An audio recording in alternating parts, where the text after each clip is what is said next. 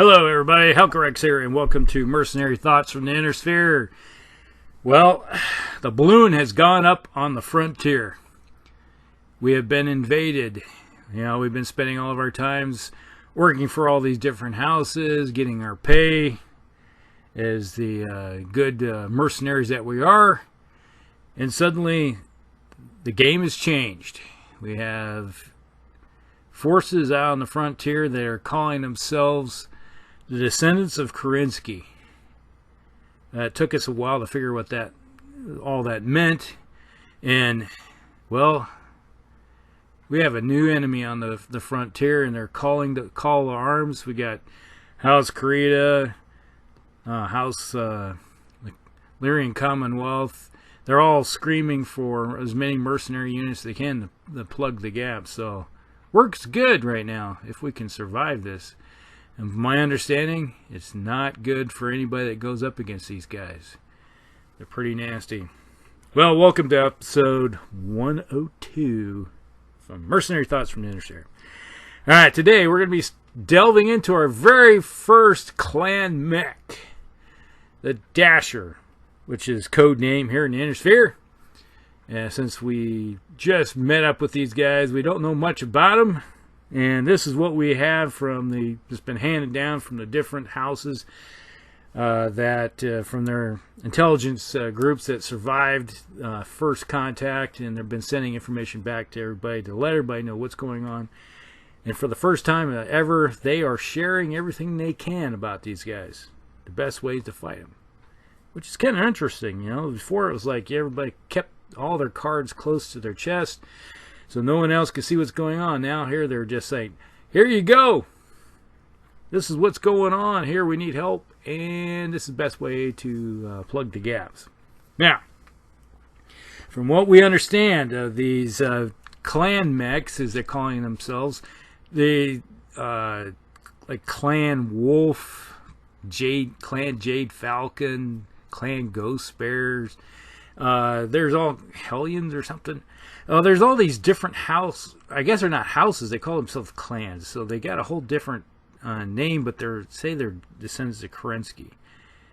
So it's a bit confusing at the moment as we're trying to sort everything out. But from what we understand, as we look at the technical information that's been handed down from the intelligence packets, those of us are moving our way, jumping towards the front. We got our first contacts and contracts and everything that we need and getting our paychecks if we survive all this. These are not your standard mechs. In my understanding, from what they've passed down to us, they're called They call them Omni mechs or something, and they are modular in setup. So they see some. It's like you see one mech. It's like, okay, it says this is the mech, and it has, all right, this mech has this configuration of weapons, and the next time they see it, it has a totally different configuration. So they were theorizing that they're modular in nature, and they're able to swap out weapon packets and different kind of equipment packets from mech to mech to mech, depending on the mission. And all the information that we have does say that they have a limited amount of equipment they can swap out. You know, they have some set stuff, but overall, we have ways of dealing with this. Now, the first mech that we have in the intelligence packet is the Dasher, as they're calling it here in the Inner Sphere. It is from what we understand, a 10-15 mech. There have been other times they say it goes faster, like 20, so we assume it has some type of special equipment in it. So this thing is a fast. We have a mech that ranks up there in speed with our hovercraft. Okay? So we have something that can get in a horse race with a hovercraft and win. And alright, so we understand it does have this Starlink technology. It does have Indo Steel. We've recognized that much. It does have a better chassis. They do carry XL engines. Okay. which is more Starlink tech. They obviously have kept all of their Starlink technology and are still able to produce it. Unlike us in the Inner Sphere, we're just starting to get a lot of our stuff back that we've lost due to our stupid inner wars that we've had, succession wars of all these houses. We're just trying to kill each other off. We almost pounded each other into the Stone Age equivalency. It does carry 10 double heat sinks, which means these things are pretty cool when it comes to combat. We got a light mech that has more heat sink capability than most of our assaults carry around. Alright, the big drawback for them, which is good, is that it only carries 38 points of armor. So these things are not armored at all. They have no armor on them, which is kind of a godsend. If we can hit one of these things with any type of heavy weapons, it's going down. We're going to be ripping body parts off of it. Okay. Now, my understanding is, from I'm looking at the technical information here, is that it has set spots where it has a lot of equipment's already set in it in all the different sections of the body. Now, it does have, my understanding, it has 6.5 tons of pod space for different weapons loadouts that we've seen over the initial contact here. There's, they have 1, 2, 3, 4, 5, 6, 7, 8, 9 or 10 different loadouts they've seen, and there could be even more, because if I'm as a mercenary commander and I'm looking at this and I say I have something like this where I can swap out my weapon systems to however I need for that mission, there could be hundreds of ways of setting these things up for whatever mission you want. And it has 6.5 tons of capability to do this.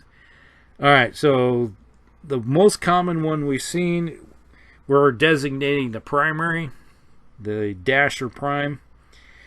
We have seen it carry around an SRM-6 and a right arm with a ton of ammo in the right arm, and an SRM-4 in the right torso with a ton of ammo there, and in the left arm it carries 2 ER medium lasers. These ER medium lasers are just vicious. We're talking a medium laser that only weighs a ton that has the capability of our large lasers. Shoots just as far and does almost as much damage for only 1 ton, which are 4 tons lighter. So these things can carry around the weaponry of most medium and heavies or assaults in just a light mech. I can understand why the people are screaming from the front that these things are ripping units apart quickly. I've seen some battle feeds come in where a company of Korean mechs, they released it, and in less than a minute, one company was just totally obliterated, gone, doesn't exist anymore, just blown off the planet in 1 minute. The amount of firepower these things have is just crazy compared to what we can put out. Now here we got a what they call configuration A. It carries tag, which the Federated Suns has just released some of that tag for their artillery units for spotting and stuff. Basically what tag does for you is that you can spot and tag a unit as target acquisition equipment. It's like a laser range finder and painter. So you paint the target with it, and then our follow-on artillery guided munitions can just hit that target without having to worry about how fast that thing is going. So it's pretty good for using it with artillery. Carries an active probe, which we've been seeing recently here in the Inner Sphere, especially with Ravens coming out, where It's like an active scanner type system where you can see hidden targets and stuff like that. Which is interesting is they call these things streaks, SRM4s, and from what they see is that when an SRM4, 5 or 2, 4 or 6, I think it is, fires, all the missiles hit the target. There is no scattering at all. It's like it's all or nothing. These things are pretty nasty. And it has a ton of ammo on the right torso, and then it has an anti-missile system, which I guess there used to be a Star League equipment. Anti-missile system is back. It carries that, so that's able to shoot down missiles that's fired at it. And we have configuration B. It has an ECM. This is another piece of equipment that is similar to what we've been seeing coming out of the Capellans, is where it blocks kind of like any type of equipment that allows you to spot easier, hinders any type of lasers that are used for acquiring targets like that. It's kind of acts like a blocking force. It's very new to us. We're not really sure exactly what its capabilities at the moment. Carries some machine guns and a right arm. So basically what I'm seeing is that this thing carries most of its weapons in the arms. Now, let's go back to the armor. Let's go look at the arm. This carries 3 points of... you got 3 points of armor and 3 internal structure. So this thing, if you can hit it in the arm with something that does at least 8 points of damage. So if you hit it if a large laser or better, you're going to tear that, and it's going to lose a lot of weapon systems. So that is the trick with these things. They may be fast, but if you connect and you hit an arm, or even a leg for that matter. Let's look at the leg. Yeah, it's like if you hit a leg with a large laser, you blow it off. So that is the secret with these things, is if you can hit them really hard with any type of heavy weapon, or a couple medium lasers, or get really good with a missile pack, and you hit them with a couple 5 blocks with your, like an LRM 20, 15, or even 10, you can tear limbs off with these things. That is where we can slow these things down. If you can connect, which is going to be the hard part, because with these things going 10, 15 or better, which I believe is like, must have mask. Yep, it's got mask. And if you can hit it, you can take it down. But hitting it is the problem. So it's most likely going to have a 4 modifier all the time. So if you can connect with it, you're going to tear something off of it. And any type of hit in the legs will put this thing down. And then any type of light mech that is slowed down is a dead mech. Alright, that is the thing. Is like you're going to have to volley fire at these things as quick as possible.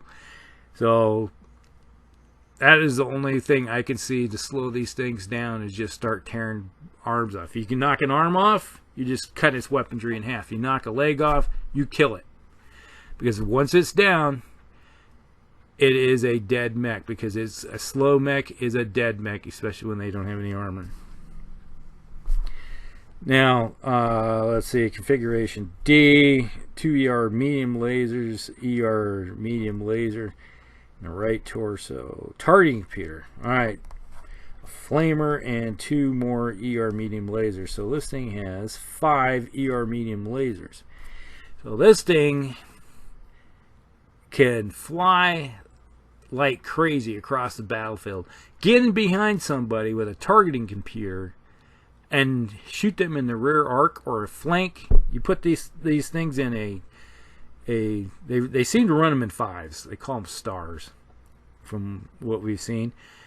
And if you can flank somebody and then funnel all that damage into a flank, and then you hit them with this medium, it's like, okay, that's 5, 25. Yeah, this thing's going to be a little hot, but that doesn't seem to be too much of a problem with these guys. with all those double heat sinks, they can handle it for a turn or so. But you funnel all the damage into one flank. You get a couple of other mechs like this, 5 of them, you can tear down an assault mech or even a heavy mech in one turn, from what I can see of the amount of firepower with it. And these targeting computers, they give you minuses, so they are able to target your target easier, make it easier to hit them. Oh, that's going to be nasty. Here's another configuration. It has what they call an ATM-6. From my understanding, the ATM is, let's see, it carries 3 tons of ammo.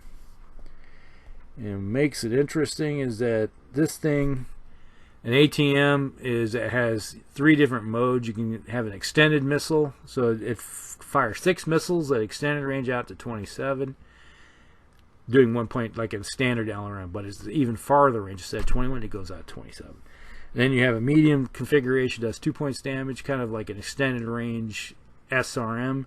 And then you got heavy ammunitions, which do 3 points of damage and a little closer. So depending on the warhead, so a massive big warhead versus a light warhead for amount of damage, those things can be pretty nasty. I could see, but that's pretty expensive mech. You're looking at over 800 battle value. It's like the standard configuration battle value. You're looking at 640. And 1200, 1250 battle value. So you're looking at battle value. One light mech has the battle value of a heavy mech. And that's a light mech, the smallest that they have.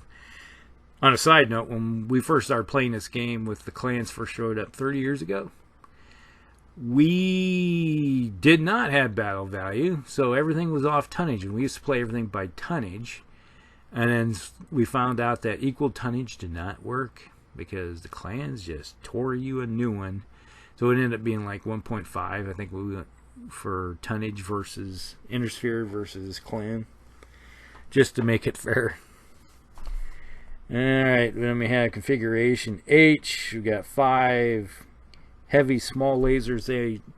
They do a lot more damage, like double the damage for the same amount of range. Target computer, another double heat sink. So this thing's had more heat sinks, and then 4 more heavy small lasers. So this thing carries around 11 double heat sinks, so it dissipates 22, and it has a whole bunch of heavy small lasers. So this thing flying behind somebody, and we're looking at 9. So 9 is, I think they do 6 points damage. So you're looking at 54 points of damage. If you get somebody in the rear arc and hit them with 54 points of damage, or hit them in a flank, once again, they're going to be hurting. That's why when you see these clan mechs, they just tear things apart quick. You don't last very long. You don't mess around. Especially when you play Intersphere, you got to close quickly. You cannot allow the clans to stand off, because they have so many weapons that are standoff equivalent. Their medium lasers are equivalent of our heavy lasers. So you got to close in with them, get in their face, punch and kick, rip out their eyeballs, gouge type of thing. Got to get into the rugby scrum. And here's the last configuration. We got a heavy medium laser. Okay. 3 light machine guns, machine gun array, heavy machine gun, or heavy medium laser, 3 more light machine guns, another machine gun array with lots of pods for taking out infantry. So that one looks like it is. It's like if you get a whole bunch of infantry in positions, you take one of these things, fly it up as fast as you can with all the modifiers you can think of, and you hit them with all those machine guns, you're going to kill infantry quickly. You're looking at platoons just disappearing in a hail of fire real fast. So that is all the different configurations that we have right now that I can see. Oh, here's one that has AP Gauss rifles, which are anti-personnel weapons and 3 ER medium lasers and an active probe for spotting. Yeah, that's a battle value of 1461. So we're looking at some pretty expensive mechs for running around, for doing all kinds of fun stuff for you. Now this is a long video because a lot of it's introducing the clans and just talking about the dasher and how you would use it. This thing is, how I use it is get in, move as fast as you can, and then try to hit the flanks. Do not slow down at all, because if you slow this thing down, it's dead. Same thing as killing this thing. Like I talked before, if you can just get a lucky hit in it, you'll usually kill it, because you slow it down, it's dead. And the only way as a pilot in this thing, keep it moving. Keep move. Do not slow down at all. And depending on the configuration you have, well, it's pack tactics. That's the best way I could put it. Pack tactics. These lighter mechs like this need something else to attract attention while they go in and do the bombing run, basically. Have distraction units and then run these things in. So give something else use something that's a little slower, gives your enemy something else that they want to shoot at, and then dive in and then rip things apart. And they usually will ignore something that has all the modifiers and go after something that they know is almost a sure thing to hit. So that's how you use these things. Alright, sorry this is a pretty long video. It's kind of introducing the 3050 book and the dasher and all these Omni mechs. We'll be going through the rest of the clan stuff here and mixing it in with all the rest of the inner sphere stuff of the 3050. So hopefully one part of the week we're going to go back to the 3039. So we still got some vehicles in that one, and then we have the new tech stuff. So one day will probably be, when I have the opportunity, one will go to the 39 book, work on what's in there still, and then the other one will be the 3050 era, because the vehicles are still being used in the 3050. Alright, they haven't changed much. Alright folks, like and subscribe, share with your friends, and we hope to see you again in the next one. Hellcracks out.